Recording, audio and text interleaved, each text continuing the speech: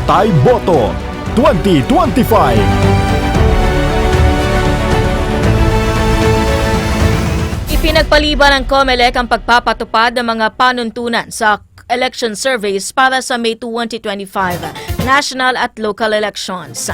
Ayon kay Commissioner Ray Bulay, nais muna nilang pag-aralan ang resolusyon number 11117 at isaalang-alang ang mga mungkahi ng iba't ibang stakeholders.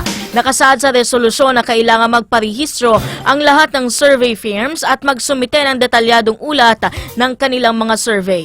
Gayunpaman, matapos ang pulong ng COMELEC sa survey firms, noong Huwebes o kahapon, nagpasya ang ahensya na pansamantalang ipagpaliban ang implementasyon nito upang isama ang kanilang mga rekomendasyon. Newsline.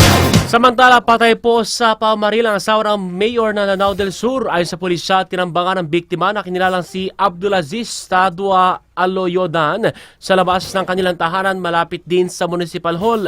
Dating mayor po ng Lumbaca, Unayan, ang biktima habang asawa naman niya ang incumbent mayor. Dead on arrival po ang biktima ng isugod sa ospital. Inalam pa ng pulisya kung may kinalaman ba sa papalapit na midterm elections sa nangyaring pamamaril. Wala pang pahayag ang incumbent mayor pero ikinundina na ni Governor Mamintal Alonto Odiong Jr. ang naturang pamamaril. Babahala ang Commission on Elections sa pagtaas sa mga election-related incidents sa Mindanao. Ayon kay COMELEC Chairman George Garcia, nakakabahala ang mga insidente katulad ng sa Northern Mindanao, Maguindanao at Cotabato City dahil kalimitan sa mga biktima ay mga tumatakbo o may posisyon sa lokal na pamahalaan.